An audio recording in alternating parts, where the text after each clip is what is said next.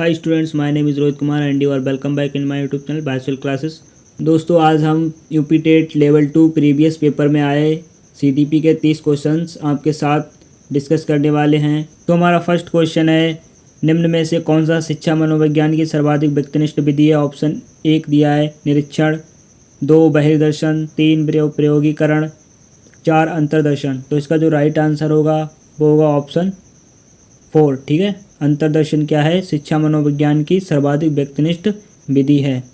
Next question दिया है, Albert Bandura निम्न में से किससे संबंधित हैं। तो अल्बर्ट बंडूरा किससे संबंधित हैं। ऑप्शन दिया है संज्ञानात्मक विकास का सिद्धांत से संबंधित हैं, या 2 व्यवहारवादी सिद्धांत से, या मनोलैंगिक विकास से, या सामाजिक अधिगम सिद्धांत से।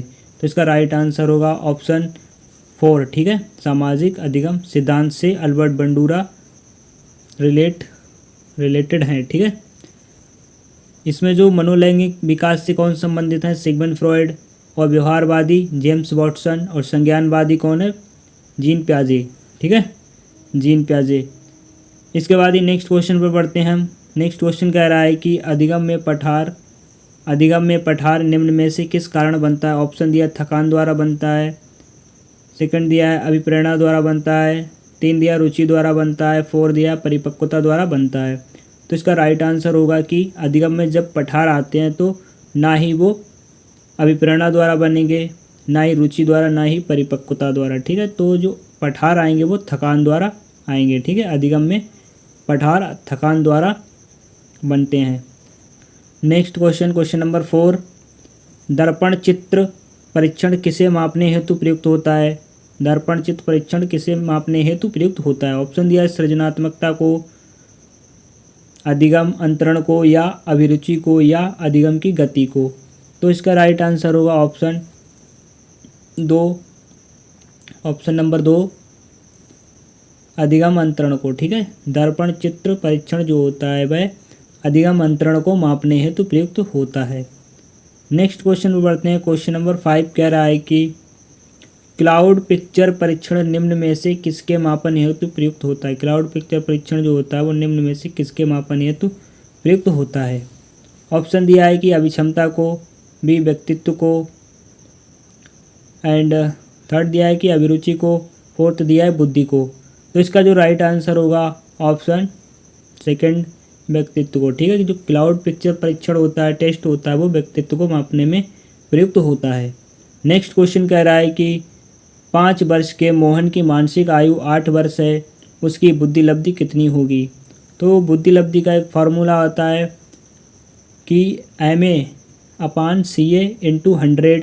ठीक है, MA इसमें क्या दिया है, मेंटल एज क्या है इसकी, 8 वर्ष है MA, और 5 वर्ष क्या है उसकी बायोलॉजिकल एज है, तो क्रोनोलॉजिकल एज है। ठीक है, तो MA/CA मतलब 8/5 × 100 कर देंगे तो हमारा जो ऑप्शन राइट आएगा वो आएगा ऑप्शन नंबर 2 160। ठीक है, 8/5 × 100 = 160। ठीक है, नेक्स्ट क्वेश्चन पर बढ़ते हैं। क्वेश्चन नंबर 7, इनमें से कौन सा IQ स्तर मंदबुद्धि बालकों का प्रशिक्षण योग्य IQ स्तर कहलाता है। ठीक है, ऑप्शन दिया है कि 36 से 49, 2 50 से 69, या 35 या 70 से 79।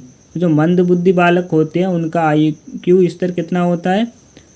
तो इसका जो राइट आंसर होगा 36 से 49। ठीक है, ऑप्शन 1 राइट होगा, 1 वाला राइट होगा, 36 से 49।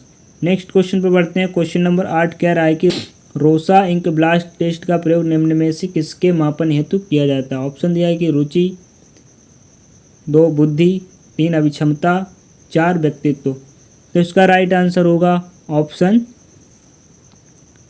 4। ठीक है, व्यक्तित्व। रोसा इंक ब्लास्ट टेस्ट जो होता है वो व्यक्तित्व को मापने हेतु प्रयुक्त होता है।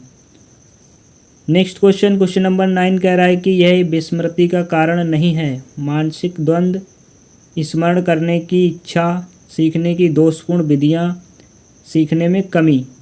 तो इसका जो राइट आंसर होगा ऑप्शन 2, स्मरण करने की इच्छा जो होती है वह विस्मृति का कारण नहीं हो सकती। बाकी जो मानसिक द्वंद्व है, ठीक है, और सीखने की दोषपूर्ण विधियाँ भी होती हैं, और सीखने में कमी, ये सब क्या है विस्मृति का कारण हो सकती हैं। और स्मरण करने की इच्छा जो होती है वह विस्मरण का कारण नहीं हो सकती। ठीक है। नेक्स्ट क्वेश्चन नंबर 10 कह रहा है कि विज्ञान को संख्यात्मक प्रदत्त को एकत्र करने, विभाजित करने, प्रस्तुत करने, तुलना करने और व्याख्या करने की विधि से संबंधित है, वह क्या कहलाता है? ऑप्शन दिया है कि ज्यामिति कहलाता है, या गणित कहलाता है, या संभाव्यता कहलाता है, सांख्यिकी कहलाता है। तो वह विज्ञान जो संख्यात्मक प्रदत्त को एकत्र करने, विभाजित करने, प्रस्तुत करने, तुलना करने और व्याख्या करने की विधि से संबंधित है, तो वह क्या कहलाता है? ऑप्शन 4 राइट होगा हमारा, सांख्यिकी कहलाता है। नेक्स्ट क्वेश्चन पर बढ़ते हैं।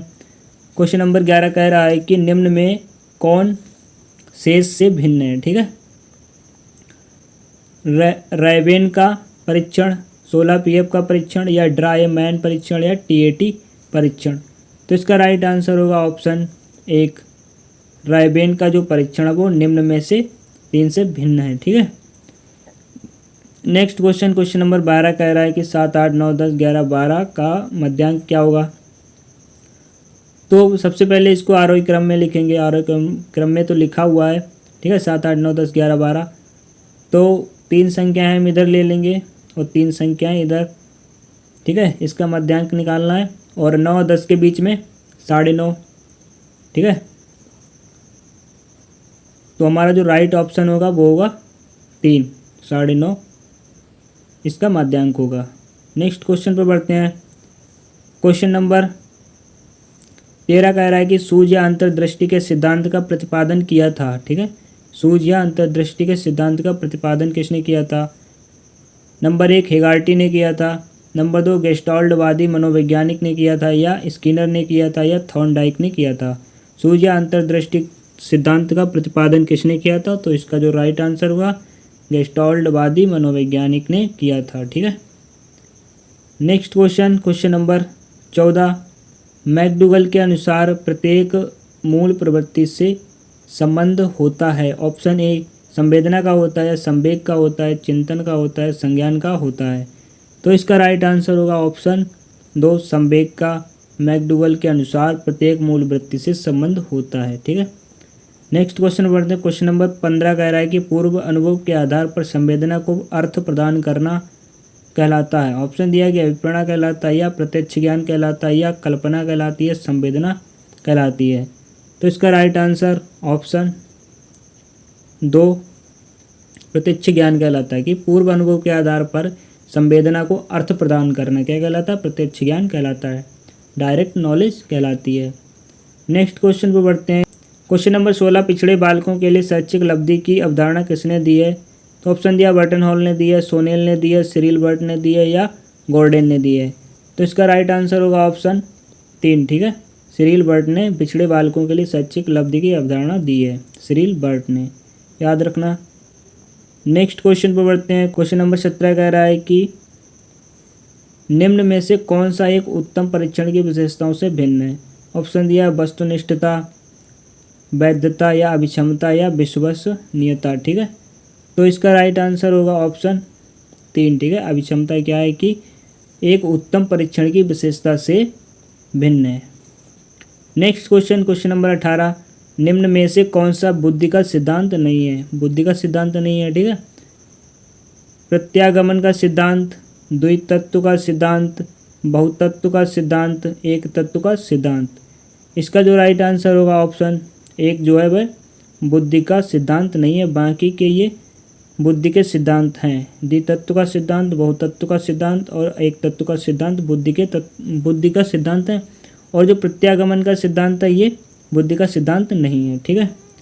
क्वेश्चन नंबर 19, निम्नलिखित में से कौन सा अंतःस्रावी ग्रंथि नहीं है? ठीक है, लार ग्रंथि है, पीयूष ग्रंथि, थायराइड ग्रंथि, या एड्रिनल ग्रंथि। ठीक है, तो इसका जो राइट आंसर होगा ऑप्शन 1 लार ग्रंथि। ये एक अंतःस्रावी ग्रंथि नहीं है, बाकी की पीयूष ग्रंथि है हमारी, थायराइड ग्रंथि, एड्रिनल ग्रंथि, ये क्या है? सारी अंतःस्रावी ग्रंथियाँ हैं।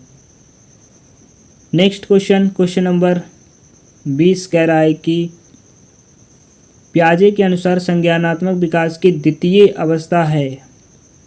पूर्व संक्रियात्मक अवस्था, औपचारिक संक्रियात्मक अवस्था, मूर्त संक्रियात्मक अवस्था, संवेदनात्मक गामक अवस्था।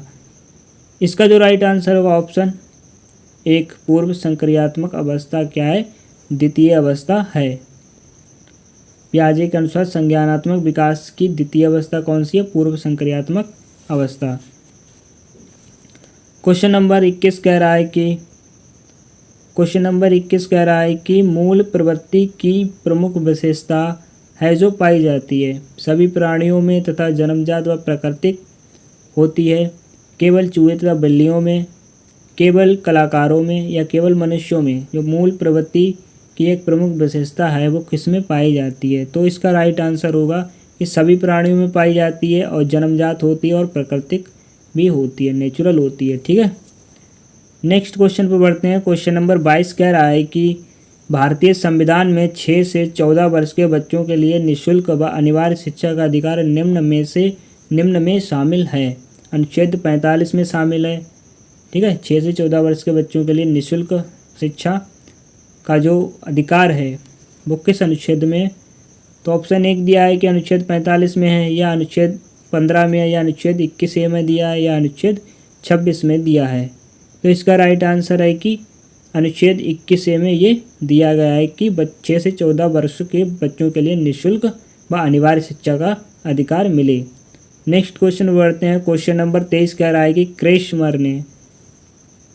क्रेशमर ने व्यक्ति को निम्न में से किस प्रमुख प्रकारों में वर्गीकृत किया है। ऑप्शन दिया कि गोलकाय में किया है, सुडौलकाय में किया है, इनमें से सभी, या लंबकाय में किया है। तो इसका जो राइट आंसर होगा ऑप्शन, ठीक है, थर्ड होगा हमारा, इनमें से सभी। गोलकाय, क्रेशमर ने व्यक्तित्व कितने पार्ट में, गोलकाय में, सुडौलकाय में, लंबकाय में, इन तीनों में बांटा है। ठीक है, नेक्स्ट क्वेश्चन में बढ़ते हैं। क्वेश्चन नंबर 24 कह रहा है कि TET का उद्देश्य निम्न में से किसका मापन करना है। तो ऑप्शन दिया कि अभिवृत्ति का मापन करना, या अभिक्षमता का, या मूल्य का, बौद्धिक क्षमता का। तो इसका जो राइट आंसर होगा ऑप्शन 2, अभिक्षमता का परीक्षण करना, मापन करना होता है। नेक्स्ट क्वेश्चन पर बढ़ते हैं। क्वेश्चन नंबर 25 कह रहा है कि संगणन का सिद्धांत निम्न में से किसकी व्याख्या करता है। ऑप्शन एक दिया है कि अभिप्रेरणा का, या स्मृति की, या सृजनात्मकता के, या अधिगम की। ठीक है, तो संगणन का सिद्धांत है वह, इसका जो राइट आंसर होगा ऑप्शन 2, स्मृति। ठीक है, स्मृति की व्याख्या करता है। क्वेश्चन नंबर 26, निम्न में से शारीरिक विकास को प्रभावित करने वाला कारक क्या है। खेल तथा व्यायाम है, बिल्कुल है। ठीक है, ये प्रभावित कर सकता है शारीरिक विकास को अगर बच्चे को खेल कूद या व्यायाम अच्छे से ना करने को मिले। ठीक है, या वातावरण भी हो सकता है, उसका वातावरण कैसा है, परिवेश कैसा है, इनमें से सभी। वंशानुक्रम भी होता है। ठीक है, वंशानुक्रम के द्वारा भी शारीरिक विकास पर प्रभाव पड़ता है। तो इसका जो राइट आंसर होगा ऑप्शन नंबर 3। ठीक है, इनमें से सभी। नेक्स्ट क्वेश्चन बढ़ते हैं। क्वेश्चन नंबर 27 कह रहा है कि बुद्धिलब्धि की गणना का सही सूत्र निम्न में से कौन है। तो बुद्धिलब्धि की गणना का जो फॉर्मूला है वो ऑप्शन एक है कि वास्तविक आयु बटे मानसिक आयु इंटू 100, या वास्तविक आयु बटे मानसिक आयु, या मानसिक आयु बटे वास्तविक आयु इंटू 100, मानसिक आयु बटे वास्तविक आयु इंटू 100। ठीक है, तो अभी हमने बताया कि mental as upon chronological age and 100 into 100, तो मानसिक आयु बटे वास्तविक आयु इंटू 100, ये फोर्थ वाला राइट होगा। ठीक है, नेक्स्ट क्वेश्चन पे बढ़ते हैं। Question number 28। क्वेश्चन नंबर 28 कह रहा है कि विचारात्मक चिंतन की चर्चा निम्न में से किसने की थी। ठीक है, वुडवर्थ ने की थी, या रॉस ने की थी, या ड्रेवर ने की थी, या डीवी ने की थी। तो इसका जो राइट आंसर होगा ऑप्शन 4। ठीक है, डीवी। विचारात्मक चिंतन की चर्चा किसने की थी, डीवी ने की थी। नेक्स्ट क्वेश्चन पर बढ़ते हैं। नेक्स्ट क्वेश्चन कह रहा है कि आगमनात्मक तर्क के स्तरों में कौन सा, क्वेश्चन नंबर 29, आगमनात्मक तर्क के स्तरों में कौन शामिल नहीं है। ऑप्शन है सामान्यीकरण, सेकंड दिया है प्रयोग, थर्ड कल्पना, अवलोकन। ठीक है, तो इसका जो राइट आंसर होगा ऑप्शन थर्ड होगा हमारा, कल्पना। ठीक है, ये क्या है, आगमनात्मक तर्क के स्तरों में कल्पना को शामिल नहीं किया जा सकता, बाकी सामान्यीकरण को, प्रयोग को, अवलोकन को शामिल किया जाता है। ठीक है, नेक्स्ट क्वेश्चन में बढ़ते हैं। क्वेश्चन नंबर 30, लास्ट क्वेश्चन हमारा। क्वेश्चन नंबर 30 कह रहा है कि सीखी गई बात को धारण और पुनः स्मरण करने में असफल होना क्या कहलाता है। सीखी गई बात को धारण और पुनः स्मरण करने में असफल होना क्या कहता है। धारणा कहलाता है, या स्मरण कहलाता है, या चिंतन या विस्मरण कहलाता है। तो इसका राइट आंसर हो ऑप्शन 4 वाला, विस्मरण कहलाता है। ठीक है, तो हमने यूपी टेट लेवल 2 2021 में जो पेपर आया था उसके सीडीपी के 30 क्वेश्चंस को यहाँ पर डिस्कस किया। प्रीवियस ईयर के क्वेश्चन थे। ठीक है, प्रीवियस ईयर के क्वेश्चन थे। चलिए दोस्तों, लेते हैं आपसे विदा और मिलते हैं नेक्स्ट प्रैक्टिस सेट या प्रीवियस एग्ज़ाम पेपर के साथ। और आपको ये previous year question papers series कैसी लगी हमें कमेंट के माध्यम से ज़रूर बताएं।